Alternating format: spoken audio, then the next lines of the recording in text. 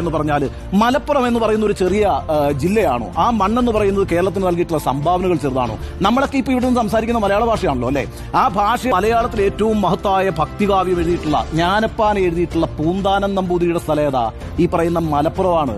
അതേപോലെ കേരളത്തിലെ അമ്പലങ്ങളിലെല്ലാം പാടിക്കൊണ്ടിരിക്കുന്ന നാരായണീയമുണ്ടല്ലോ, അത് എഴുതിയിട്ടുള്ള മേൽപ്പത്തൂർ ഭട്ടതിരിപ്പാടുണ്ട്. ആ മേൽപ്പത്തൂർ ഭട്ടതിരിപ്പാടിന്റെ സ്ഥലം എന്ന് പറയുന്നത് മലപ്പുറമാണ്.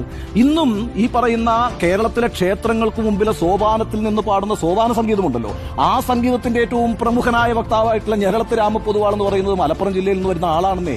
അതുപോലെ തന്നെയാണ് മലയാളത്തിന്റെ കവിത്രയങ്ങളിൽ ഏറ്റവും പ്രധാനി ആരാ? കുമാരനാശാനാണല്ലോ. കുമാരനാശാൻ SNDP യോഗത്തിന്റെ ആദ്യത്തെ ജനറൽ സെക്രട്ടറിയാണ്. കുമാരനാശാനൊപ്പം തന്നെ തലയെടുപ്പോടുകൂടി കേരളം കാണുന്ന കവിത്രയങ്ങളിൽ ഒരാളാണല്ലോ വള്ളത്തോൾ നാരായണ മേനോൻ.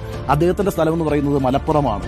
ഈ രീതിയിൽ എത്രയെത്ര വലിയ സംഭാവനകളാണ് മലപ്പുറം നമ്മുടെ ഭാഷയ്ക്ക്, നമ്മുടെ സംസ്കാരത്തിന്, നമ്മുടെ രാഷ്ട്രീയത്തിനൊക്കെ സംഭാവന ചെയ്തിട്ടുള്ളത്.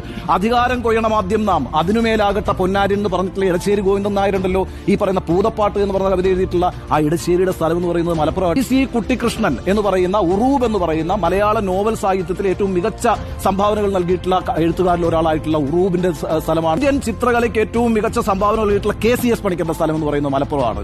ഈ ലോക കമ്മ്യൂണിസത്തിന് ഇന്ത്യ സംഭാവന ചെയ്തിട്ടുള്ള ഏറ്റവും പ്രധാനപ്പെട്ട രണ്ട് ചിന്തകരുണ്ട്.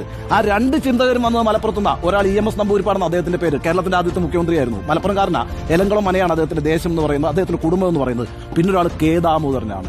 ഇന്നും കേരളത്തിൽ ഏറ്റവും കൂടുതൽ ആളുകൾ ബലിതർപ്പണം നടത്തുന്നത് എവിടെയാണ്? തിരുനാവായിലാണ്. ആ തിരുനാവായ എന്ന് പറയുന്നത് മലപ്പുറത്താണ്. മലപ്പുറത്തിന് അങ്ങനെ വലിയ ചരിത്രമുണ്ട്. അത് സെക്കുലറിസത്തിന്റെ ചരിത്രമാണ്. ആ ചരിത്രം അറിഞ്ഞുകൊണ്ട്